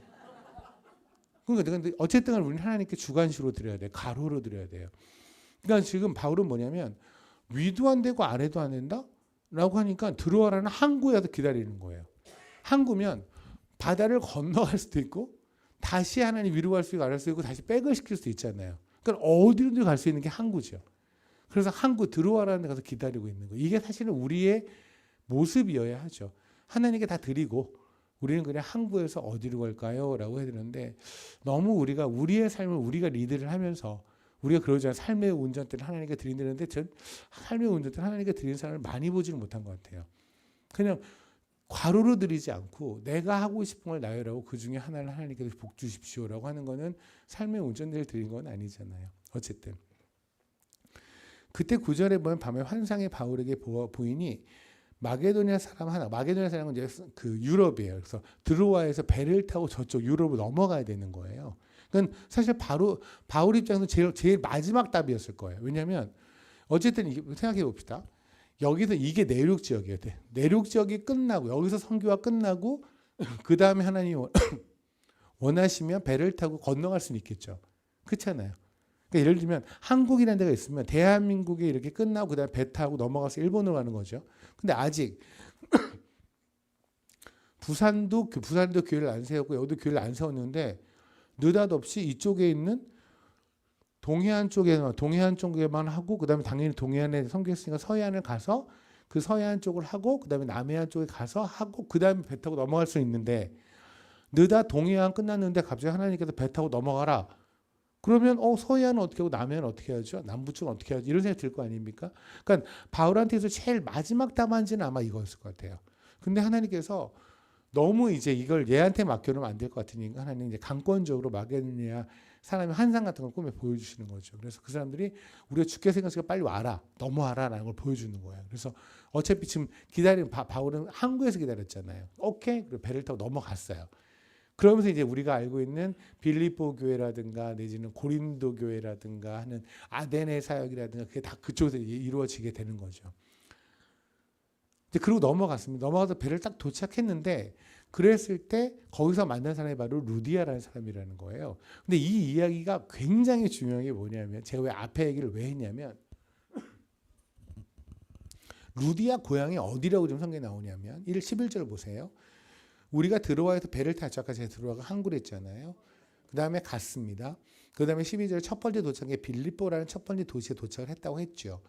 그리고 13절과 14절에 보면 안식일에 말씀을 전하는데 루디아라는 여인을 만났다라고 돼 있잖아요. 근데 14절에 보면 루디아라는 여인의 고향이 나와요. 두아디아시에 있는 자색 옷감 장사로서라고 돼 있죠. 근데 두아디라가 어디 있냐면요. 아시아에 있어요. 잘 생각해 보세요. 원래 바울은 일로 가거나 이럴 때 여기로 갔으면 아시아잖아요. 여기가 지금 루디아의 고향이라는 거예요. 근데 하나님께서는 여기로 보내지 않고 갑자기 배를 타고 일로 보낸 거예요. 그리고 여기서 만난 여인의 고향이 여긴 거예요. 그러니까 일본으로 가랬는데 일본에서 만났는데 사실 이 사람의 고향이 내가 원래 가려고 했던 부산 사람인 거예요. 내가 원래 가려고 했던 속초 사람인 거예요. 그러니까 내가 원래 속초를 가려고 했는데 하나님께서 속초 못 가게 하고 일본을 가게 했잖아요. 일본에 가서 어떤 여인을 말씀을 전했는데 가장 감동을 받은 거기서 보면 주가 그의 마음을 열어. 여러분 지금 우리 그러잖아요. 하나님이 나랑 동행하시는가? 솔직히 어떨 때는 퀘스천 그럴 때 있죠. 근데 하나님이 나와 동행하시는 거 아닌가는 우리는 어떻게 할까요? 지금 여러분이 말씀이 들리죠. 갑자기 아까서부터 가리 울컥울컥 한다 그러잖아요. 주님이 동행하셔서 그래요. 주님이 여러분의 마음을 우리가 마음을 만진다라는 거는 하나님께서 우리를 리모컨으로 조절하지 않으시거든요. 저 하늘에서 리모컨으로 마음 열어라 닫혀라 그렇게 하는 거 아니에요. 하나님은 언제나 터치로 해요. 하나님은 여러분의 마음을 이렇게 만져서 열어요. 그건 지금 주님이 어디 계신지 알겠죠? 주님 거기 계세요. 통장으로 주님의 유무를, 주님의 동행 여부를 판단하지 마세요. 여러분의 기도 응답이 되고 안 되고 아니에요. 내가 말씀이 왜 들린다? 그런 거 있죠. 내 삶이 너무 힘든데 왜 주님이 계속 좋아? 내 삶이 너무 힘든데 나는 왜 오늘도 와서 주님을 예배해? 주님이 계셔서 그래요. 이 주님이 계셔서 주님이 마음을 여는 루디아가 그 말씀을 들었다고 만났잖아요. 루디아 물어본 거죠. 저기 자매님이 이렇게 말씀을 막 눈물을 흘리고 하시는데 자매님은 어디 출신이세요? 저 속초에서요. 속초 제가 원래 거기를 가려는데 하나님이 일본을 보낸 거예요. 근데 만약에 제가 그 속초를 갔다면 내가 당신 못 만났겠죠. 왜냐하면 루디아는 지금 사업차 빌립보에 와 있거든요. 그러면 만약에 바울이 속초에 갔다면 두아디라시에 갔다면 거기서 2개월이든 3개월이든 1년을 있었다면 자색 장사 이분은 지금 비즈니스 워맨인 거예요. 그러니까 장사를 하고 여기 두아시라 여기서 옷감을 띄어다가 일본에다 파는 거예요. 속초에서 띄어다가 일본에 파는 거예요. 그럼 장사가 끝나고 나면 돌아오겠죠. 다시 물건을 받아가니까. 그럼 만약에 바울이 계속 여기 있었다면 그러면 계속 여기 있었다면 장사가 끝나고 돌아올 수도 있겠죠. 언젠가 만날 수도 있겠죠. 근데 하나님은 그냥 서둘러서 보낸 거예요. 왜요? 오늘 주님을 만나야 하거든요. 우리가 누가복음 13장에 보면 꼬부라진 여인을 허리를 피는 장면이 나옵니다. 주님께서. 꼬부라진 사람은요. 허리 꼽추가 되면 땅밖에 못 본다고 제가 지난번에 말씀드렸던 것 같은데 땅밖에 못 봐요. 하늘을 못 봐요. 땅에는 안식이 없어요. 땅에는 제가 성경을 바탕으로 그 성령님의 의지에서 여러분에게 장담하는데 땅에는 안식이 없어요. 우리가 제가 아까 말한 것처럼 저 초등학교 2학년 때는 새우깡이 그리도 안식이었어요.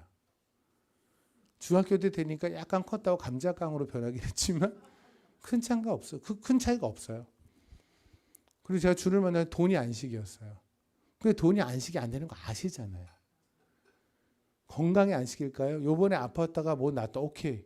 근데 또 아프잖아요. 그죠?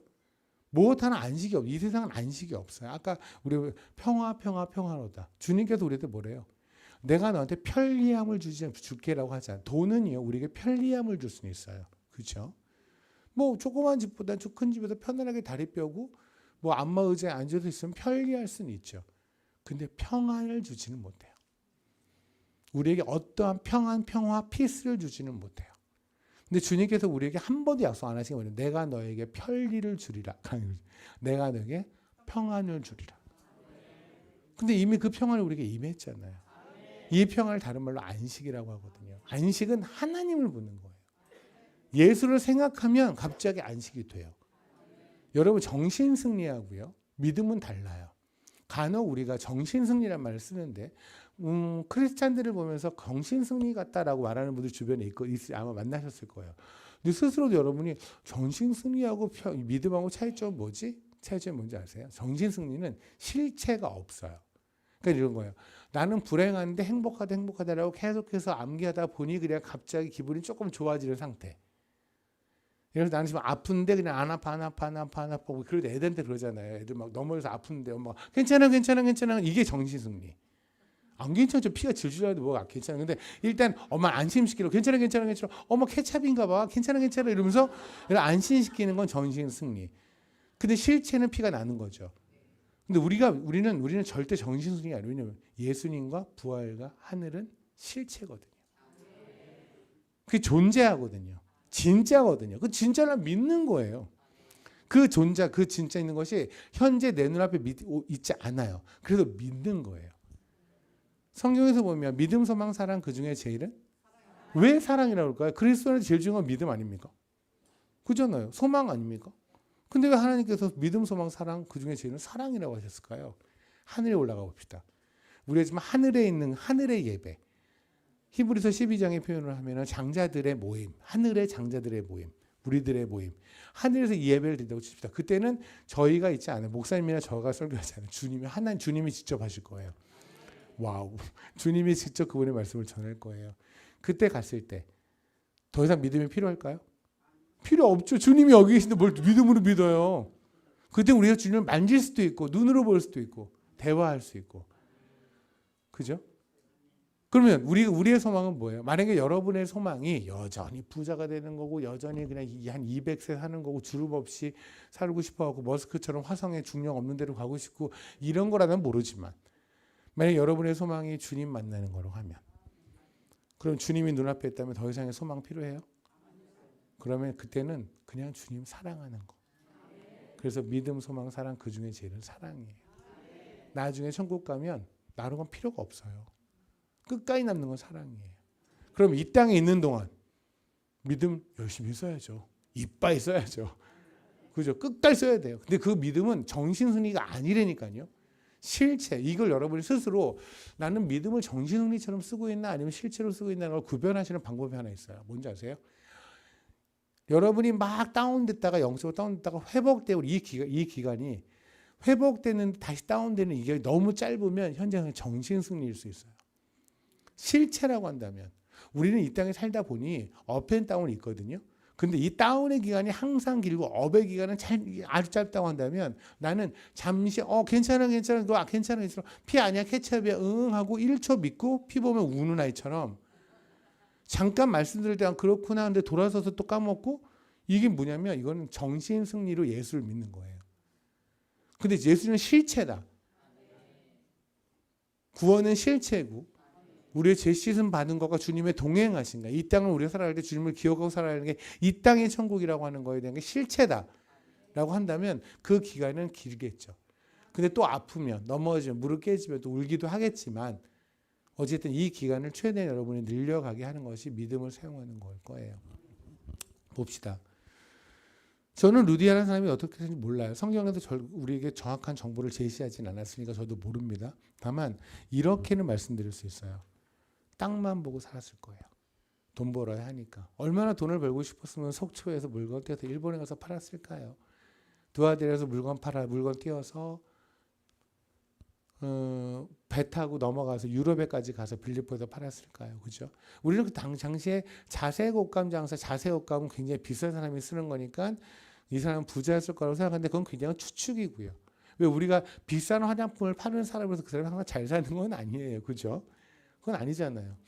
그러니까 이 여인이 얼마나 잘 사는 사람인지 잘 몰라요. 다만 정말로 그게 잘 살든 못 살든 간에 그렇게까지 열심히 세상에서 어떻게 성공하려고 돈 벌려고 애들 먹여 살리려고 정말 속초에서 물건 띄어서 일본까지 가서 팔고 다 하고 나면 또 지친 몸으로 와가지고 또 물건 띄어서 갖다 팔고 하는 땅에 있는 거 어떻게든 나쁜 마음 아니죠. 가족 먹여 살리기 위해서 또 자기의 비전을 위해서 살았죠. 근데 하나님 보시기에는 안식을 하나도 안 하는 등이 구부러진 여인. 등이 구부러서 땅만 쳐다보고 있는 여인. 에스겔서에 보면 이런 얘기가 나옵니다. 교회의 모습이에요. 8장에 보면 하나님이 정말 불편해하시는 교회의 모습인데 교회에 모였으면 하나님을 예배해야 되잖아요. 근데 에스겔서 8장에 보면 벽에 곤충들을 놔두고는 그걸 새겨놓고 그걸 예배를 해요. 곤충을 예배하는 게 과연 무엇일까? 그 레위기 11장에 보면 거룩에 관해서 내가 거룩하니 너희도 거룩하라는 표현을 하실 때 먹어도 되는 것이 있고 아닌 것도 있고 어떤 동물 중에는 얘는 정한 게 있고 아닌 게 있거든요. 근데 아닌 것들의 대표적인 애가 누구냐면 기어다니는 곤충들이에요. 근데 같은 곤충이어도요. 기어다니지 않는 애들이 있어요. 그러니까 기본적으로 우리는 다 중력의 영향하에 있죠. 중력의 영향에서 모든 게 땅에 떨어질 수밖에 없잖아요. 저희도 그렇고. 근데 그 곤충 중에서 땅에 있는 시간이 최소가 되는 애들이 있죠. 그러니까 지렁이 같은 애는 계속 걔 땅에 붙어 있는 거고. 그죠? 근데 만약에 메뚜기 같은 애들은 뛰잖아요. 그럼 하늘에 있다가 잠깐 붙기는 애는 또 뛰죠. 그러니까 어쨌든 곤충들 사이에서 그들의 세계에서는 메뚜기는 땅에 붙어 있는 시간이 좀 적은 애죠. 엉덩이를 가만히 붙이고 공부하는 애가 아니라 그냥 팔짝팔짝 뛰어다니는 애인 거예요. 애들이 보기에는. 그죠? 근데 하나님이 보시기엔 얘는 최선을 다해 하늘로 튀어오르는 애예요. 그래서 하나님이 정한 애로 보여요. 그래서 여러분이 뛰는 애들, 메뚜기, 귀뚜라미 이런 호플이라고 그러죠. 걔네들은 전부 다 정한 애로 취하고 땅을 기어다니는 곤충들은 다 부정하다고 하세요. 이해되시나요? 오케이. 그럼 봅시다. 곤충들, 땅을 기어다니는 곤충, 에스겔 8장 꼭 읽어보세요. 땅을 기어다니는 곤충들을 해놓고 그걸 예배를 했다. 그러면 이 사람들은 성전 안에서 뭐를 예배한 거예요? 땅, 돈 주세요. 건강 주세요. 요거가 다예요. 예배 시간에. 그게 지금 하나님께서 너무 불쾌한. 그래서 에스겔서 8장에 보면 하나님께서 니네들은 예배하러 모여서 예배를 안 하는 거예요. 거래를 하고 있는 거죠. 적당히 내가 하나님께 잘하니까 하나님 저한테 이거 주세요. 거래죠. 그게 무슨 예배예요. 아까 말했잖아요. 아버지 생신에 와가지고 선물 갖고 오고 뭐 갖고 왔는데 결국에 목적은 아빠한테 땅 받으려고 하는 거라고 하면 거래죠. 그건 예배가 아닌 거죠. 그건 생일 축하가 아닌 거죠. 그게 지금 에스겔에서 이야기하는 것처럼 우리는 근데 문제는 뭐냐 이런 거예요. 왜 교회에 모인데 그럴까? 우리는 이 땅에 살고 있거든요. 이 땅에 살고 있으니 이 땅에 살아가는데 필요한 것들이 있잖아요. 근데 그게 없잖아요, 나한테. 그러니 내가 의지할 데가 하나님밖에 없으니까 하나님한테 와서 말을 하는 거죠. 그죠? 그러다 보니 마치 그게 다 다인 것처럼 우리 스스로도 인식되어지고 그게 있으면 그냥 기분 좋고. 그러니까 교회 안에 모인 사람들조차도 그런다면 교회 밖에 있는 사람들은 당연히 땅만 보고 사는 게 맞는 거죠. 그죠? 그게 지금 현재 루디아의 모양일 거예요. 이 루디아에게 하나님이 갑니다. 하나님이 루디아가 다시 일본에서 속초로 돌아왔을 때 바울이 만나도 돼요. 그런데 안 돼요. 지금 루디아는 속초에 일본에 있거든요. 지금 만약에 바울이 속초를 간다면 그러면 그리고 거기서 3개월, 4개월을 생각한다면 3, 4개월 동안 내 딸이 허리를 못 펴요. 내 딸이 땅을 쳐다보며 땅에 얼굴 받고 죽어가요. 하나님이 그거를 못 보겠다는 거예요. 그래서 하나님이 그래요. 내 딸아 오늘 쉬자. 그래서 바울을 서둘러서 배를 타고 빌립보로 보내요. 바울은 만나자마자 알았을 거예요. 아, 이것 때문에 하나님이 이렇게 서두셨구나. 바울과 같은 대선교사가, 저 같은 사람은 비교도 못할 대선교사가, 그 선교사를 하나님께서 빌립보로 보냈는데, 모든 여정을 바꿔버리고 보냈는데, 그 대상이 딱 한 명의 여인, 땅에 눈을 받고 땅에 얼굴을 받고 살아가는 한 여인을 허리를 피고 하늘을 보게 하고자 한다면, 와, 하나님이 루디아 정말 사랑하셨다, 그죠? 근데 그 루디아가 여러분이라는 걸 인정하십니까? 여러분 한 명 한 명이 루디아예요. 그럼 우리 이제 어떻게 살았는지 알잖아요. 그래서 이 루디아가 한 게 뭐냐면 자기네 집을 교회로 처음에 개방을 해요. 그래서 빌립보 교회를 세웠을 때 빌립보 교회를 만든 사람이, 그러니까 인간 하나님이 지으셨지만 하나님이 사용하신 사람이 바로 루디아예요. 그런데 참 답답한 건 뭐냐면 이렇게 그러면 루디아를 비롯해서 빌립보 교회가 이렇게 만들어졌을 거 아니겠습니까? 그러면 아니 생각해 보세요. 루디아만 있었겠습니까? 다른 루디아들 있죠. 다 루디아를 모은 거잖아요. 빌립보에서. 그럼 이렇게 이런 은혜로 만들어졌다고 한다면 빌립보 교회는 아무런 문제가 없어야 되지 않아요? 정말 사랑만 있고 복음만 있고. 근데 우리 빌립보서를 보세요. 빌립보서가 이 사건 이후에 10년, 15년 후에 바울이 쓰는 거예요. 편지를. 이 사건 이후에 10년, 15년이 지나서 감옥에 들어갔을 때 그때 빌립보 이 얘기를 들어요. 빌립보 교회 어떻게 되는지 바울 너무 생생히 기억하잖아요. 나 원래는 일로 가려고 그러는데 하나님께서 그냥 저기 가서 배 타고 가자마자 어떤 여인을 만났더니 허리가 굽었던 거예요. 땅만 쳐다보고 있던 거예요. 그게 복음인 줄 알고 그게 안식인 줄 알고 그게 평안인 줄 알고. 근데 그 얘기를 듣고 눈물을 흘리면 맞아요. 저 한 번도 쉰 적이 없어요. 저 이제 주 안에서 쉴래요 하며 교회에 와서 자기 집을 열었으니 어떻게 쉬겠어요? 그런 생각이 들어요. 여러분의 가정을 개방하면 이게 쉼이 됩니까? 근데 그게 쉼인 거예요. 하나님께 예배를 드리고 이게 쉼인 거예요. 자기 재정을 내놓고 그게 쉼인 거예요. 뭐 신기하다. 그 여인이 시작해서 빌립보 교회를 시작했는데 그 교회에 모인 루디아 1, 2, 3, 4들이 모였는데 10년이 지나니까 어떤 소리들이냐면 뭐 여러분 다 아시잖아요. 교회에서 뭐 싸웠다. 교회에서 율법주의가 돼갖고 서로 막 내가 더 거룩하니 네가 더 거룩하니 나는 교회에서 이런 거 지켜 나는 이런 사역해 너는 왜 그런 사역 안 해? 나는 헌금 이만큼 너는 왜 안 해? 나는 찬양대 하는데 너는 왜 찬양대 하지 않아? 나는 교회 청소하는데 너는 하지 않아? 부엌 봉사하는데 너는 하지 않아? 그런 분쟁들과 서로 교만하게 부딪히고 있더래요. 세상에. 그래서 바울이 쓰는 거예요. 빌립보에. 니네 처음 시작 그거 아니었잖아. 그냥 땅 보던 것들, 죽어가던 것들 하나님이 허리 폈잖아. 예수님이 그분의 손 직접 대서 허리 폈잖아. 그렇게 모이는데 니네 지금 뭐 한 거야 지금. 은혜를 잊었고 니네 안에 평안이 없고. 우리 그러지 말자. 그게 빌립보서예요. 우리 한번 돌아보자고요. 우리 한 명 한 명이 전부 다 누굽니까? 다 루디아 아닙니까? 저도 하나님 만나기 전에 37년 동안 그냥 땅만 쳐다보고 살았어요. 그냥 돈 모으면 되는 줄 알고 학원만 키우면 되는 줄 알고 입시학원 강사로서 일타하면 되는 줄 알고 그렇게 살았어요. 그래서 예수를 만났습니다. 그리고 1년 있다가 아시다시피 저희 그냥 케냐로 선교사 갔습니다. 정반대의 삶, 전혀 다른 삶을 샀는데 너무 좋은 거예요. 돌도 많이 맞았고 돌도 맞아서 머리도 깨졌고 몸도 많이 망가졌고 했는데 좋은 거예요. 세상에는 평안이 없더라고요.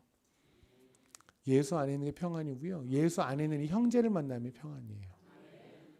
제가 지난번에 한번 나눴던 것 같은데 마가복음에 보면 그러잖아요.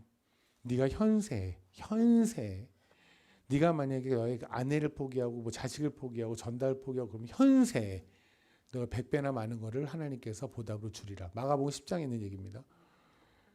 저는 그 얘기를 듣고는 이건 거짓부렁이다 그랬어요.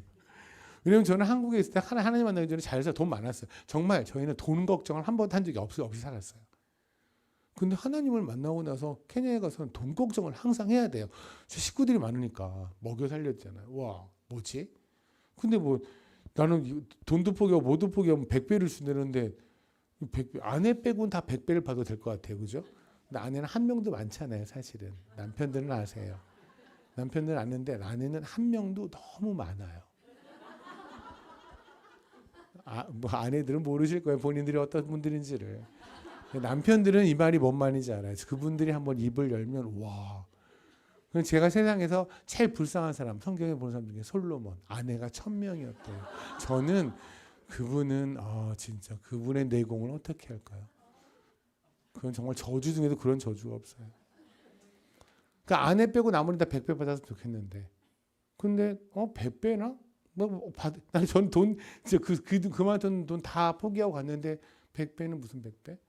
어디지? 저희 형제들 지금도 예수 안 믿는데 저랑 얘기하면 얘가 대화가 안 된다고.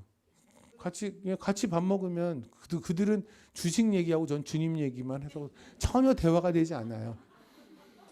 나 이번에 지난주에 작년에 주식해서 4억 벌었다. 뭐 전 주님 얘기만 계속하고 서로 이러고 있다 그냥 각자 밥 먹고 나가는 거예요.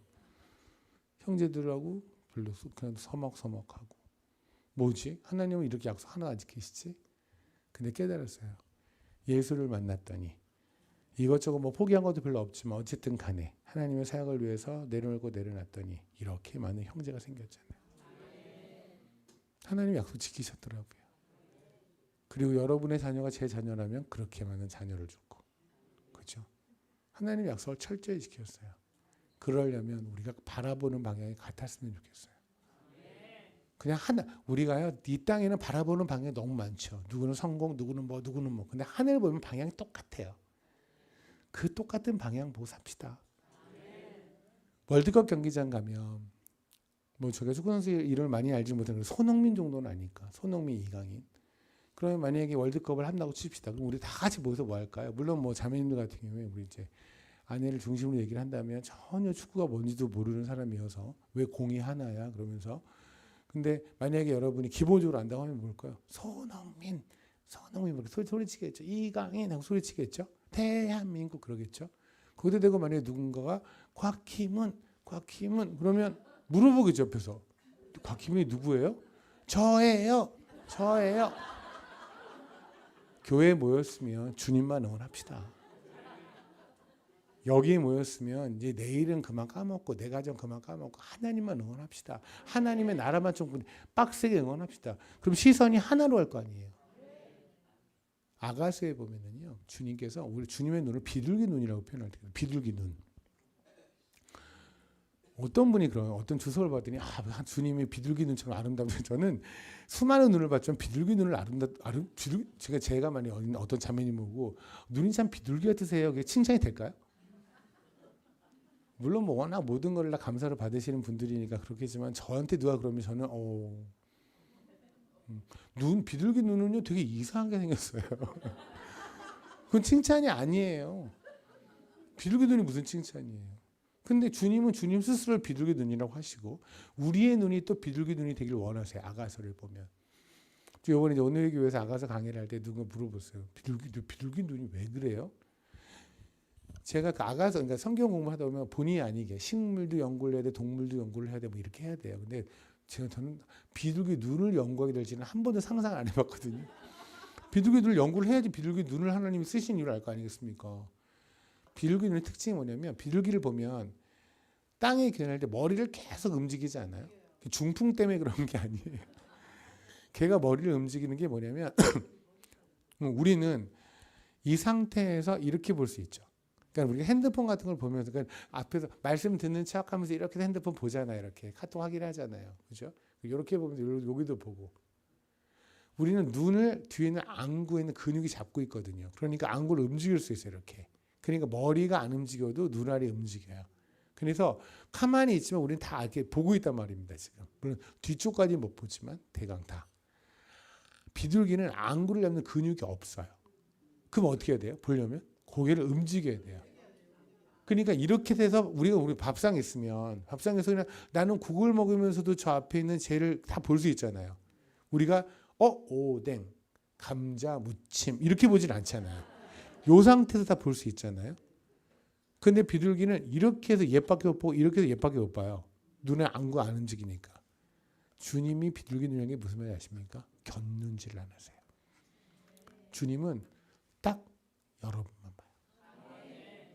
여러분 플러스 누구를 보는 게 아니라 우리에게도 같은 걸 요구하세요. 네가 나에게도 비둘기 눈으로 나만 봐주면 안 되겠니? 바울이 간 걸까요? 루디한테? 주님이 하늘에서 주님의 영이 루디한테 간 거잖아요. 그 한 딸을 보려고, 한 신부를 만나려고. 그분은 그러는데 우리는 뭘까요? 아가서 한 말씀만 보고요. 그리고 마치겠습니다. 주님이 오늘 우리에게 요구하는 바 아마 이것이 아닐까 싶은데요.